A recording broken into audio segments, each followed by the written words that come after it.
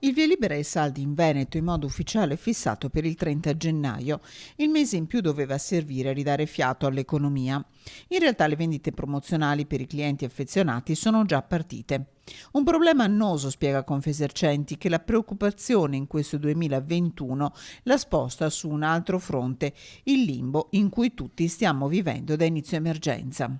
C'è bisogno di più ancora che finisca tutta questa problematica del Covid, perché oggi come oggi nessuno è in grado di programmare e per un'impresa non programmare è mortale. Ma tutto sommato è un problema grave per tutti.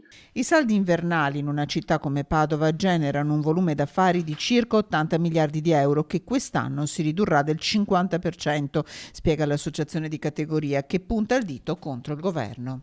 Avevamo il boccino in mano per chiudere la partita Covid che a luglio segnava non più di 200-250 contagiati al giorno. Il liberi tutti dell'estate, il come dire, non aver seguito una linea